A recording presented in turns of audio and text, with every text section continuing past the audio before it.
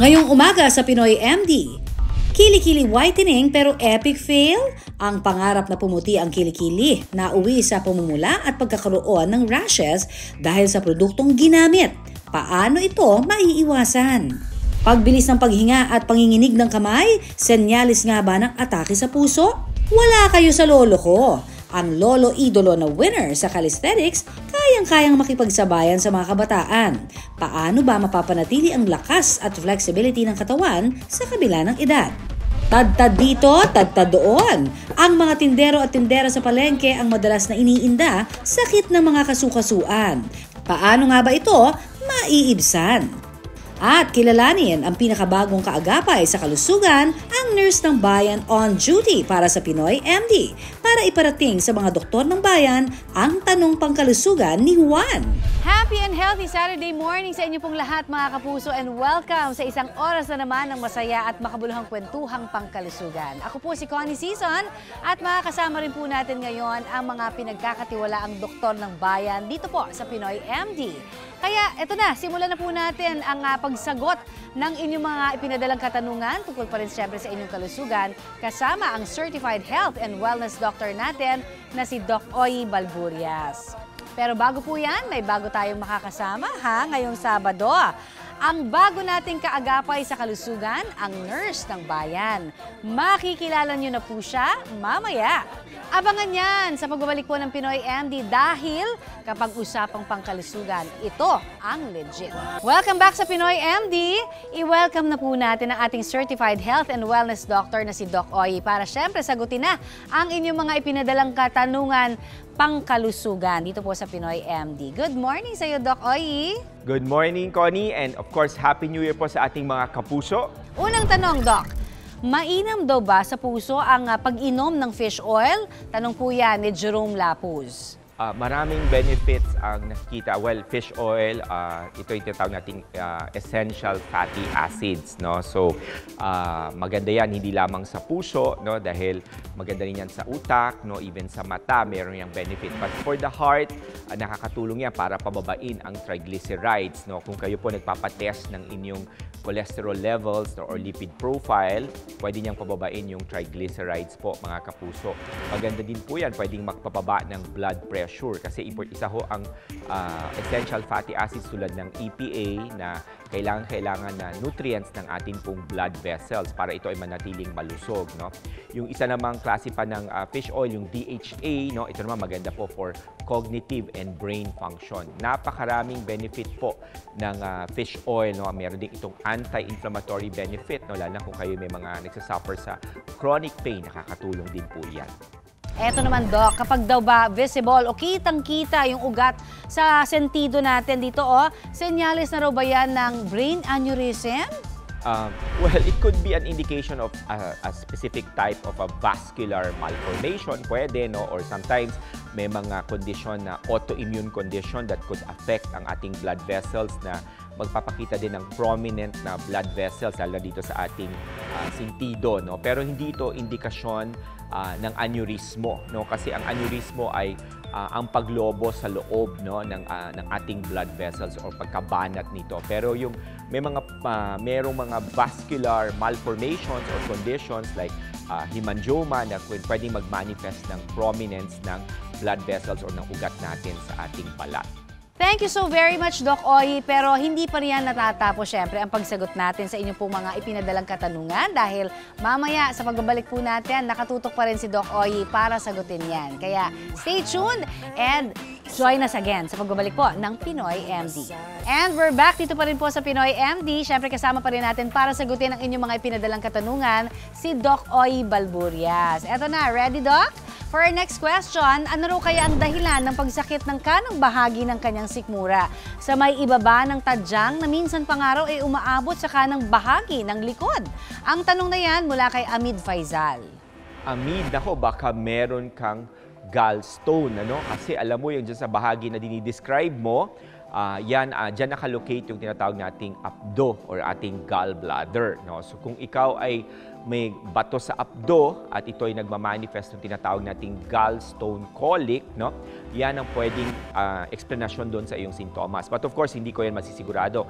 Kailangan mong kumonsulta sa doktor, lalo na kung paulit-ulit yung nararamdaman mong pananakit sa bandang kanan na nagraradiate pa sa bandang likuran. Pero typical yan na presentasyon ng isang tao nagkakaroon ng gallstone colic dahil sa pagkakaroon ng gallbladder stone. Next question. Ano raw ang dapat niyang gawin sa tuwing nagpa-palpitate siya at kumikirot ang kanyang dibdib, lalo na't meron daw siyang high blood pressure? Ang tanong mula naman kay Lejel Mahinay Gulmatico. Nako, Lisel, of course, ang high blood o mataas na presyon ay isa sa napakadaming risk factors na magko-contribute para ikaw magkaroon ng risk to have a heart attack, no, or a heart atake sa puso na tinatawag natin. Ang palpitasyon actually ay isang suggestive symptoms din, no, na nagkakaroon ng kompromiso sa daloy ng dugo na nagsusupply sa muscles ng iyong puso, no, or sa ating puso, no. So kaya kung persistent yang nararamdaman mong yan, ako, mga warning symptoms yan, Lisel, kailangan mo talagang kumonsulta na sa cardiologist para magawan ka ng workup para malaman kung sa ilan sa mga ugat mo na nagsusupply ng dugo sa iyong puso ay meron ng significant na pagbabara. Ayan, thank you so very much, Doc, no, sa pagsagot mo sa mga katanungan ng ating mga ka-Facebook. And of course, paalala lang natin sa ating mga ka-Facebook dyan, keep those questions coming dahil who knows, baka yung next na question ho na ipinadala ninyo ang aming mababasa na next week. Kaya antabayanan yan sa pagbabalik pa rin po ng Sa kuha ng CCTV na ito, mapapansin na habang nagpapahinga ang isang lalaki, bigla na lamang bibilis ang kanyang paghinga.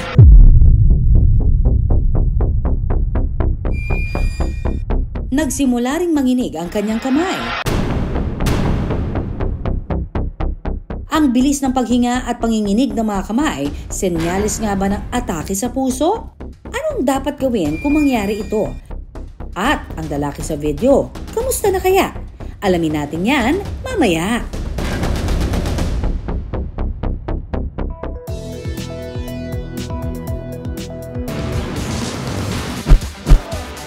Sa palengking ito sa Quezon City, paligsahan ng mga tindero at tindera para makascore ng maraming benta.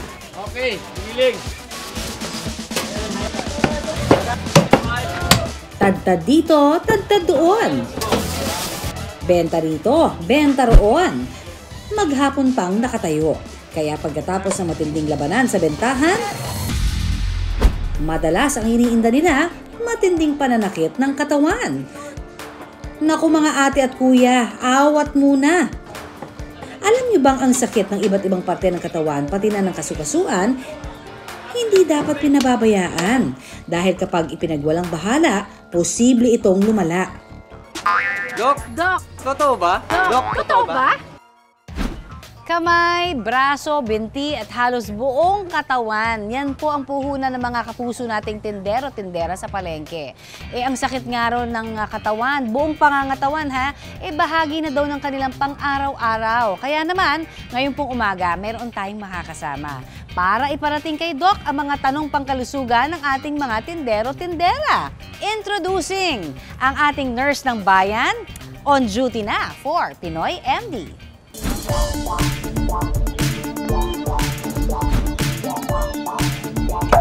Good morning mga ka-PMD! Ako nga pala ang inyong nurse ng bayan, Nurse Abby, on duty.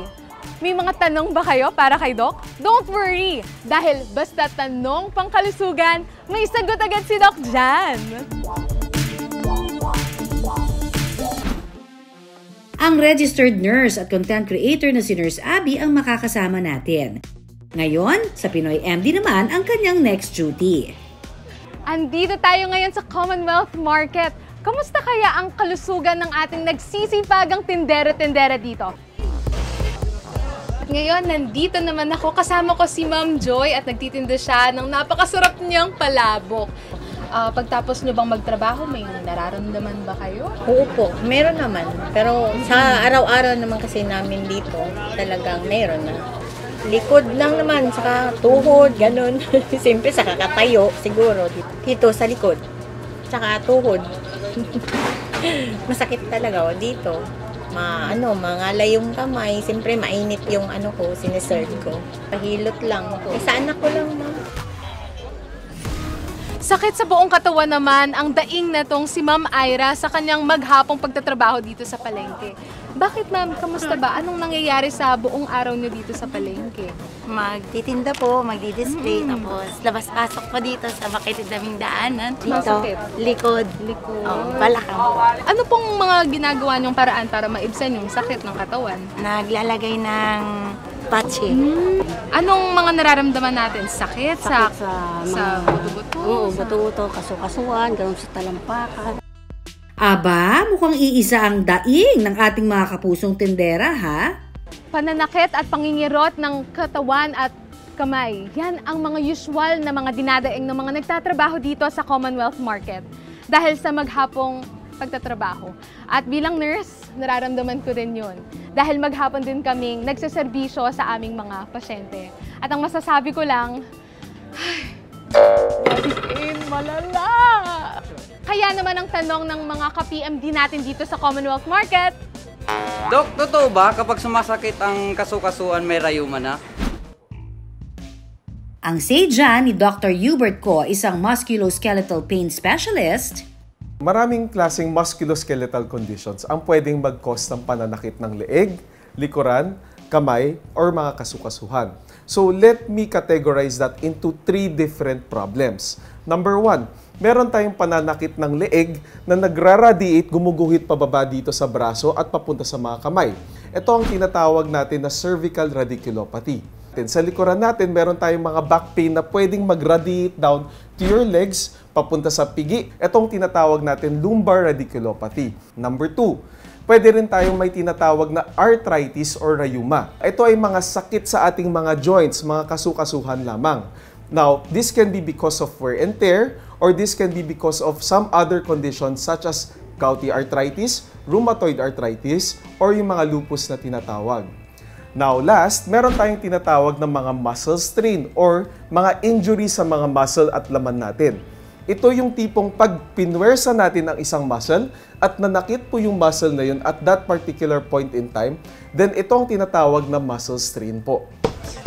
Sa mga hardworking nating mga tindero at tindera sa palengke, hinay-hinay lang. Dahil ang sobra-sobrang pagtatrabaho na walang break, pwedeng pagmula ng iba't ibang sakit. Pero don't worry, mayroon daw easy exercises para maiwasan ang sakit sa katawan. Ang unang stretch na pwede natin gawin ay ititilt natin yung ulo on one side using one hand. Tapos ilalagay po yung kabilang kamay dito sa kabila. Hahatakin lang po padahan-dahan. Bibilang po tayo ng 1 to 30 at gagawin natin to for 3 times. Number 2, pwede rin natin itilt yung ulo, i-rotate papunta on one side, tapos hahatakin po siya pababa gamit yung isang kamay at yung kabilang kamay ilalagay sa likuran. Bibilang po tayo ng 1 to 30, tapos gagawin natin to for 3 times. Number 3, pwede natin gamitin yung dalawang kamay, ilalagay siya sa taas ng ulo, hahatakin dahan-dahan pababa ang ulo, tapos magbibilang po tayo ng 1 to 30, gagawin lang po to ng 3 times. Last, pwede nyo ilagay yung kamay sa chin area, hahatakin lang pataas, itutulak nyo pataas, bibilang tayo ng 1 to 30, tapos gagawin nyo po to ng 3 times. Aba, easy peasy lang pala, ha? At dito nagtatapos ang duty natin dito sa Commonwealth Market, kung saan nagbigay tayo ng mga impormasyon, ng tips upang makaiwas sakit ng katawan ng mga kapusong tindero at tindera. Saan naman kaya tayo pupunta next, mga kapuso? I-comment below sa aming Pinoy MD social media page. Basta, tandaan, kapag may tanong pangkalusugan, lapit na sa Nurse ng Bayan. Again, this is your Nurse ng Bayan, Nurse Abby, always on duty for Pinoy MD. Kita-kits!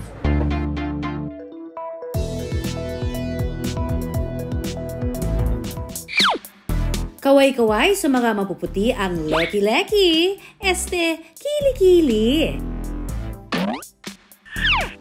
Yan ang pangarap ng marami. hindi kailangang masyay kapag itataas ang dalawang kamay. Mapapasana all ka na lang. Yan ang gustong ma-achieve ng 30 taong gulang na si Angela. Kaya ang diskarte niya, whitening product na mabibili online. Pero imbis na kuminis at pumuti ang kanyang kilikili, namula, nagkasugat-sugat, at mas lalong nangitim. Paano humantong sa ganito ang kilikili ni Angela? Abangan mamaya. Kwento ni Angela, hindi naman daw talaga dark ang underarms niya. Mas naging conscious lamang daw siya matapos magbuntis. Nung dalaga kasi ako, hindi naman siya ganun kaitim. And then, kaya ko pang, alam mo yun, makakapag-selfie ka, nakita yung kilikili mo kahit papano. And then, nung nanganak ako, siguro dala na rin ng postpartum yung insecurities ko. Nakita ko na pagka magsa-selfie ako, medyo maitim ngayon sa bandang kilikili. Simula noon, nag-goodbye na raw si Angela sa pagsusuot ng mga sleeveless. Pag titingin ako sa salamin, nakikita ko na iba talaga yung kulay. Hindi na siya gaya dati.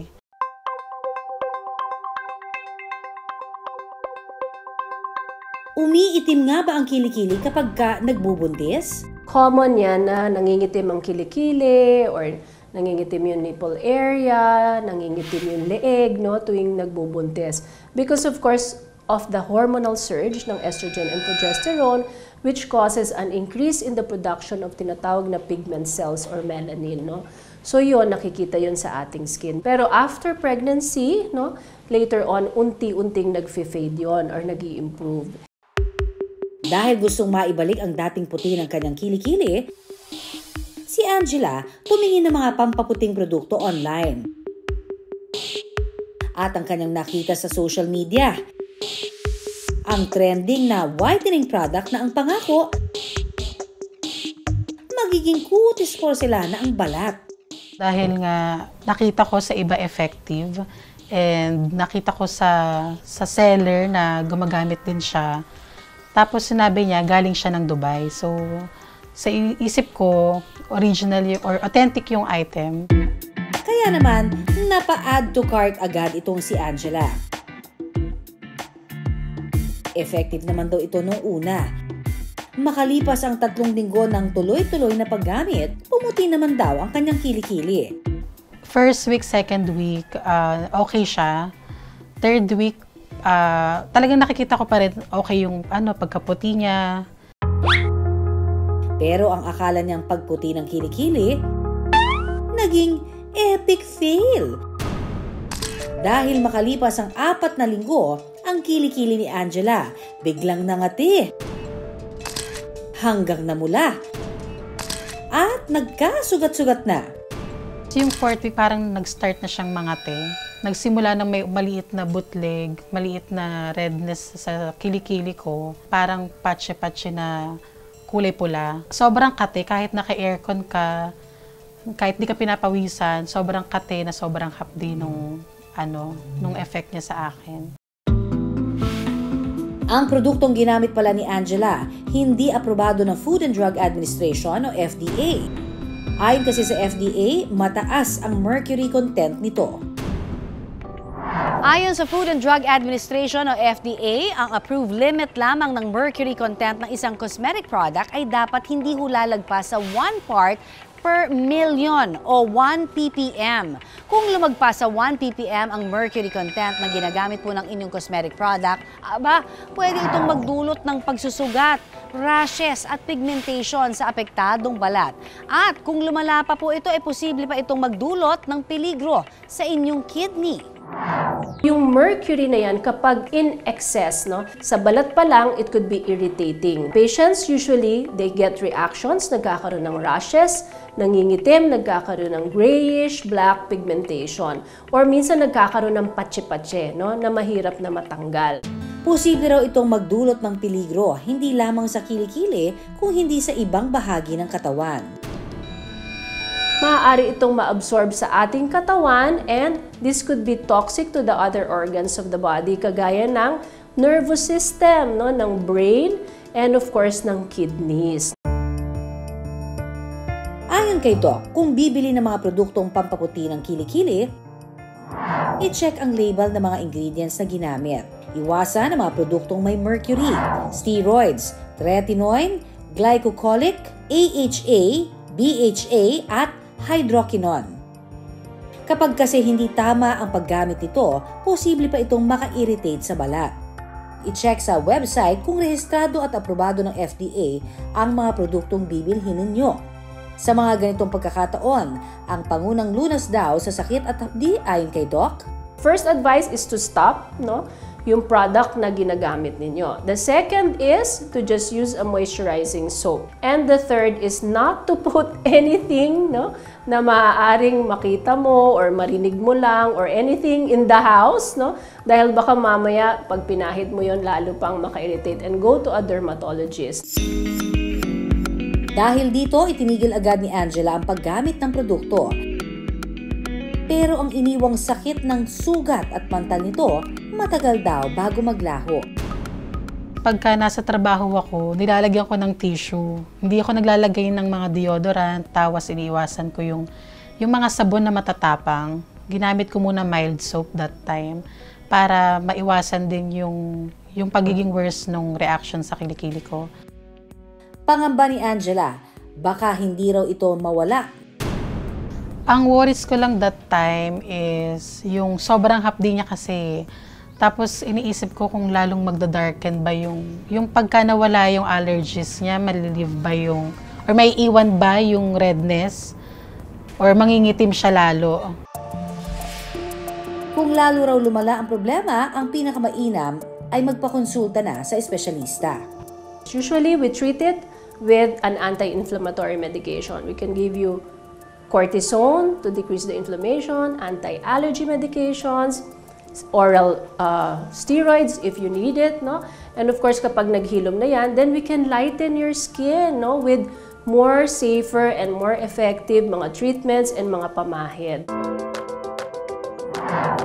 Ang naging takbuhan ni Angela para maibsan ang hapding dala nito, ang aloe vera gel. Pagka nasa bahay na ako, yung aloe vera gel na nabili ko rin, galing sa ref yung aloe vera gel para may cooling effect. At the same time, na-feel ko na parang hindi ko nararamdaman yung hapde nung allergy ko. Pero ang tanong, effective nga ba ang aloe vera gel? Anong say mo, Doc? Ang aloe vera ay isa yan sa mga ingredient na kadalasan ginagamit sa mga moisturizers or mga lotions, Actually, it can be also in conjunction with other moisturizing properties like halimbawa vitamin E, ceramide, hyaluronic. Madalas nakikita natin yung aloe vera sa mga moisturizers. Dagdag ni Doc, hindi naman kinakailangan maging mahal ang pagpapakonsulta sa dermatologist. Nagtitreat din po sila hindi lang ng skin disease, pati po yung mga pigmentations na yan. Even mga pang-pa-beauty, na mga affordable, meron na rin po sila. Makalipas ang 2 linggong pagtitiis ni Angela, ang problema sa kanyang kilikili gumaling na ng paunti-unti. Ngayon, natuto na raw si Angela, hindi dapat basta-basta nagtitiwala sa pangakong agarang resulta. Hindi porket trending itatry natin. Hindi porket nag-work siguro sa iba, mag-work na rin sa'yo. Unang-una siguro, i-check natin yung content ng gagamitin natin. Kasi yun yung mahalaga It's better na mag-ask tayo sa derma at sa mga mas nakakaalam. Paalala ni Doc, ingat-ingat sa mga gagamiting produkto. Basahin ang label at siguraduhing rekomendado ito ng mga eksperto. Warning po sa inyong lahat na talaga pong mag-iingat po kayo, lalo na ngayon ay lipa na po talaga at dumadami po talaga ang mga produkto online. Hindi na po natin nalalaman talaga kung ano ba ang lehitimo, kung ano po yung hindi lehitimo. So hindi porke po okay sa kapitbahay nyo, okay na rin sa inyo.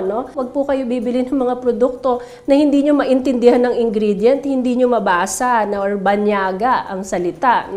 So, dapat po talaga, no, lalo na po ang ating balat, ang ating mukha, ang ating kilikili, singit, they're very sensitive po, no. Mas maganda po, pumunta kayo sa inyong doktor para mas mabigyan kayo ng tamang pamahid at hindi na po masayang pa ang inyong mga pera, no. Kasi minsan po, sa kagustuhan nating makatipid, lalo po tayong napapamahal.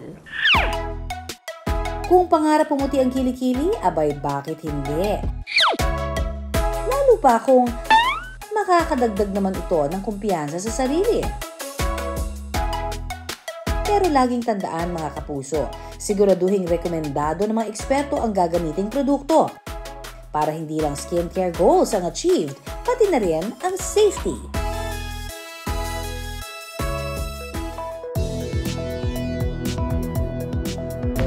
Sa kuha ng CCTV na ito, mapapansin na habang nagpapahinga ang isang lalaki, bigla na lamang bibilis ang kanyang paghinga.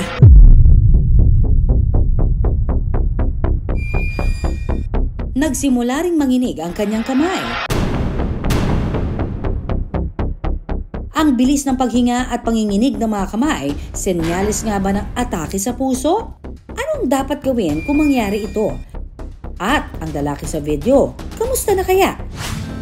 Si Ayan ang lalaki sa CCTV video. Ang 35 taong gulang na padre de pamilya, hard-working dad ang atake para sa kanyang mag-ina. I have multiple businesses. So kung ano yung kinakailangan sa akin, doon ako pumupunta. Tapos yun, doon ako nag-uubos ng oras. And minsan kapag may meetings ako, nakakalimutan ko rin kumain, minom ng tubig. Pag nag-work ako, talagang dire-diretso eh. So like may weeks ako na hindi talaga ako nag-rest day. Pagka tumrabaho ako, dire-diretso yun. Kaya naman, nang minsan siyang umuwi para umidlip at magpahinga, bigla na lang daw siyang nagising ng hirap ng huminga. Nagulat na lang ako, nagpapalpitate ako. May something unusual na nangyayari sa akin. Sinan ko yung kamay ko kasi kala ko inaatake na ako. Dahil sa kaba, napahawak siya sa kanyang dibdib. Parang may something na mabigat sa chest ko. Mabigat siya tapos sobra yung palpitations. Tapos nararamdaman ko rin sa kamay ko na parang nagsishake. Actually, akala ko talaga inaatake na ako doon. Akala ko may heart attack na nangyayari sa akin. Actually, yung father ko, stroke patient, for 10 years, lagi siyang ilang multiple heart attacks din yung nangyari sa kanya. Kahit balot ng takot ay pinili niyang kumalma ng mga oras na yon. Fear yung unang pumasok sa akin, pero pangalawa is inisip ko agad yung mga mahal ko. Kaya still nakalma ko yung sarili ko. Nung nakita ko sila, sabi ko, ay teka, I have to calm myself kasi ayokong magpanic yung wife ko, tas nandun din yung anak ko. Bumuti naman daw ang pakiramdam kaya hindi na nagpatingin sa doktor si Ayan. Hindi ako nagpatingin agad. Meron akong annual check-up, so okay naman yung mga lab test ko. Para mabigyang linaw ang nangyari kay Ayan, minabuti naming ilapit siya sa isang adult cardiologist na si Dr. Ted Ramos. Yung araw na yon before you arrived home, galing ka ba sa nakakapagod na activity or actually, Doc, regular day? Yung work talaga, work. Tapos nilabas ko pa yung mag-ina ko. So, sobrang pagod. Matapos suriin ni Doc Ramos ang kanyang blood pressure at pinakinggan ang tibok ng puso. Base dun sa kinuwento mo sa akin, yung examinasyon ko sa'yo, sa ngayon, although wala pa tayong mga test na nagagawa, ano kaya ang naging resulta ng physical exam kay Ayan? Posible nga ba itong kaso ng heart attack?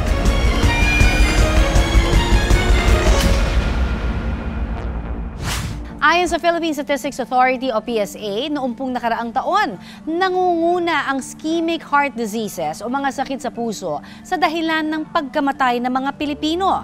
Kaya naman mga kapuso, ingatan po ang ating mga puso. Napakaraming klase ng heart disease pero tama ka, yung ischemic heart disease, yan ang leading cause of death ngayon. No? In many parts of the world, including yung Philippines. Ang ischemia o ischemic heart disease, ang ibig sabihin nun, kulang yung supply ng dugo sa kalamnan o muscle ng puso para sa pangangailangan niya. Kadalasan ito, barado yung ugat na naghahatid ng dugo at sustansya dun sa puso.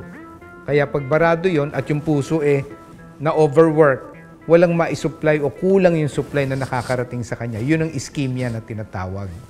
Dito na raw nagkaroon ng heart attack. Pag matindi na ang ischemia, kakaroon ng heart attack.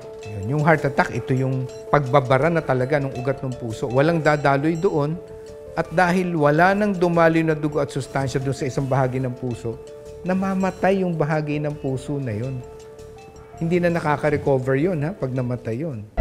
Ayon pa kay Doc Ramos, kahit sino ay posibleng makaranas ng heart attack o atake sa puso. Yung risk factors, meron nun yung mga wala ka namang magagawa, family history mo. Wala kang magagawa ron. For example, ikaw ay 45, 50 anyos na lalaki, wala ka namang magagawa ron yung pagiging lalaki mo. Kasi risk factor din yun. Ayon kay Doc, ang ilan nga raw sa mga senyales na ikaw ay posibleng inaatake na sa puso ay kapag nakakaramdam ng pangkalahatang sakit sa dibdib, nagpapawis ng malamig at nahihirapang huminga. Kung unusual na yung feeling mo, hindi pangkaraniwan at nagdududa ka ng baka, kahit nasa baka pa lang ito'y malubha, pumunta na sa emergency room.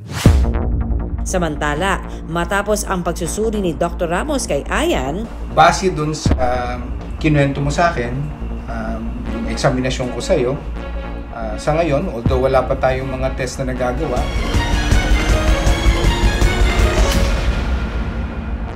hindi pa ako kumbinsido na sa puso galing yung dinaramdam mo. Dahil nga naramdaman mo siya nung nakapahinga ka. Posibleng anxiety o panic attack daw ang nangyari kay Ayan. Marami sa atin na pag anxious tayo or bagabag yung isip natin, nakakaranas tayo ng ganun. Yung kaba, kalabog ng dibdib, particular, no? Yung panlalamig, yung nanginginig, yung kamay. At ito yung kusang lumilipas. Pag nalibang yung isip mo sa ibang bagay, lilipas yun. Hindi man atake sa puso ang naranasan, hindi pa rin daw dapat pakampante si Ayan. Kung susuriin mo yung background niya, na bata pa siya, wala siyang high blood pressure, nakita naman natin yung BP niya, at saka alam din niya, wala talaga. Wala daw siyang diabetes, ang cholesterol niya okay. Isipin mo, hindi sa puso. Pero dahil yung ama niya ay nagkaroon ng documented na heart disease, heart attack, so like I said, marapat lang na suriin pa ng mas malalim. Gumaan naman daw ang dibdib ni Ayan nang malaman na posibleng hindi heart attack ang nangyari sa kanya. Siyempre, malaking gaan sa loob na nakausap ko rin si Doc at sinabi niya na ito ay posibilidad na mental stress at malaking epekto to na parang physical stress din. Papatuloy ko yung annual check-up ko yearly na to make sure na okay yung heart ko at okay yung katawan ko. Pakinggan ang tinitibok ng inyong puso, lalo na kung may kakaiba ng nararamdaman nito. Sabi nga ng sikat na kanta, please be careful with your heart.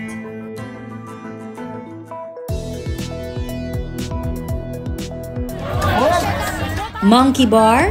Maning-mani lang daw yan. Kaya! Let's go! Bumabalik-baliktad na, umiikot-ikot pa. Kaya! Sino mag-aakala na ang lalaki na nasa video, senior citizen na?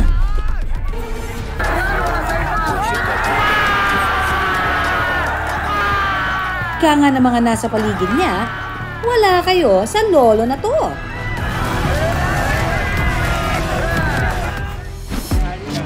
Sa isang playground na ito sa Quezon City, naabutan namin ang kumpulan ng mga kabataang lalaki na nag-eehersisyo. Nang tanungin namin sila kung kilala nila ang nasa video, ay oo, kilala ko yan. Active yan mag-exercise dito. Kinakahangaan po namin yung mga kabataan. Doon po kami na-motivate na mas mag-calisthenics po. Ay oo, kilala po namin dito yan. Si Lolo. Idol po namin yan dito sa circuit. Lolo Idolo. Yan ang madalas na bansag sa 64 na taong gulang na si Lolo Roger. Kwento nga ni Lolo, pag-eehersisyo na raw ang kinatandaan niya. Nung bata po kasi ako, talagang energetic na po ako. Na-enjoy ko po yung kung anumang bagay makita na ginusto ko, ginagawa ko talaga. During my high school days, elementary, sa mga intrams, kasali po ako sa mga competition.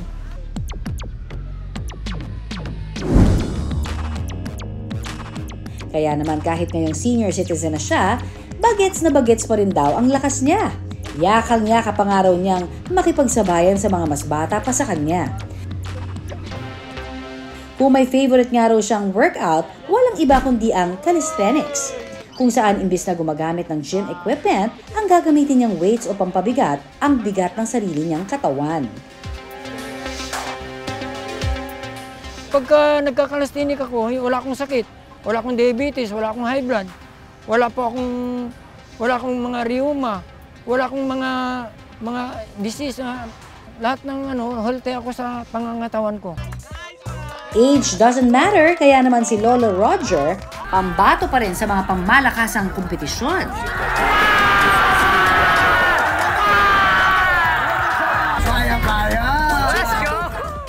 Nito nga lang nakaraang taon, sumabak sa calisthenics competition si Lolo Roger, kung saan ang mga kalaban niya, mga kabataan. Pero si Lolo Roger, di nagpatinag at inuwi lang naman niya ang bronze medal. Ang sumali po, mahigit sa 200, more than 200, mga bata pa sila, taga Quezon City. Pero nagpapasalamat ako dahil nakapasok ako and I win as a 3rd place. Lolo Roger, how to be you po? Secret reveal naman dyan.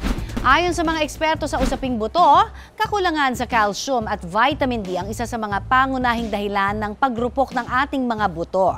Kaya naman, importante po ang maayos na nutrisyon para tumibay ang mga ito. At syempre, katulad po ni Lolo Roger, sabayan na rin natin ng palagiang paggalaw-galaw. Kaya! Let's go! Yung ginawa po ni Lolo Roger na activities, yung calisthenics, doing pull-ups, and yung paglambitin niya na gumagamit ng ibang lakas po yan. No? It takes a lot of dedication and consistency. Yung consistency yung dapat laging ginagawa, tuloy-tuloy. Ang nagawa po ni Lolo Roger is, palagay ko, very consistent po siya, but I think also nasa extraordinary level yung nagawa niya na gano'n na performance po. Ayon pa kay Dr. Carmelo Braganza na isang orthopedic sports surgeon, kung hindi babatakin ang katawan sa paggalaw-galaw at kung kulang sa calcium ang katawan, posibleng magkaroon ng osteoporosis o yung pagrupok ng ating mga buto. Yung osteoporosis po na sakit, nagsisimula po siya yung pag nawawala yung laman ng buto. So we talk of bone in terms of density, yung very packed na calcium structure. It's the framework kasi of our body. But the microarchitecture, yung maliliit na packed na buto natin, nawawala po yun, nagiging manipis, nawawala yung tibay niya. Ang osteoporosis is more common in females, no? Sa mga kababaihan. Nagsisimula po ang pagrupok ng buto ng isang babae actually after the age of 30. Bumababa na siya every year. At ito po ay nag-accelerate o bumibilis yung pagkaroon ng marupok na buto, pagkaroon ng menopause. Para sa mga lalaki po, sa mga older individuals siya mas common, no? Although yung sa females po kasi, meron tayo yung mga hormonal change which rapidly contribute dun sa pagkakaroon ng osteoporosis. Dagdag ni Doc, mainam daw ang calisthenics bilang workout. Calisthenics is a very basic activity. It is just using body weight to do exercise. Para sa mga beginners, pwedeng gawin ang calisthenics workout sa bahay nang hindi gumagamit ng equipment. Ilan sa mga bodyweight exercise na pwedeng gawin ay ang push-ups, crunches, squats, at pull-ups. Ang calisthenics po ay actually kayang gawin ng kahit sino. Ang simpleng pag-upo, pagtayo, pagyuko, pag-push-up, pagtulak, paghila, ito po ay yung mga activity ng calisthenics. Bagamat hindi kailangan ng equipment para gawin ang mga ito, dapat ay kumonsulta pa rin sa eksperto para sa tamang routine na angkop sa iyong edad at pangangatawan. Mainam din daw ang calisthenics para tumibay ang inyong mga buto. Dapat meron po itong stress, yung nabibigyan ng bigat at gumagalaw. So pag nilagyan po natin ng bigat ang buto, dito po siya tumitigas. So any activity, walking, jumping, basta naglalagay po tayo ng stress dun sa buto, nakakatulong dun sa bone health. Nutrition-wise is adequate intake of calcium. Getting calcium from our diet, not always from supplements, because we do get supplements that provide calcium, the adequate calcium, but it's always important na kinukuha po natin siya sa healthful food. Isa si Lola Roger sa patunay na ang pagiging healthy, walang pinipiling edad. Sabi nga ng Panginoong Hesus sa Philippians 4:13, I can do all things through Christ who gave me strength. Kaya mga kabataan, mga matatanda, good health ang importante sa buhay po natin. Kaya! Let's go! Samantala, nakaisang oras na naman po tayo ng masaya at makabuluhang kwentuhang pangkalusugan.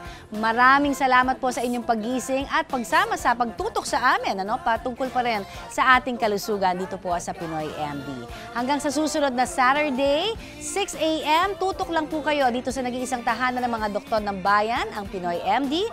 Ako po si Connie Season, ang inyong kaagapay, syempre, pagdating pa rin sa usaping pangkalusugan. At nagpapaalala po na lagi po natin ingatan ng ating katawan dahil nag-iisa lamang yan, At lagi hong tumutok dito sa programa kung saan kayo at ang inyong kalusugan ang laging #1. Dito pa rin sa nag-iisang tahanan ng mga doktor ng bayan, ito po ang Pinoy MD.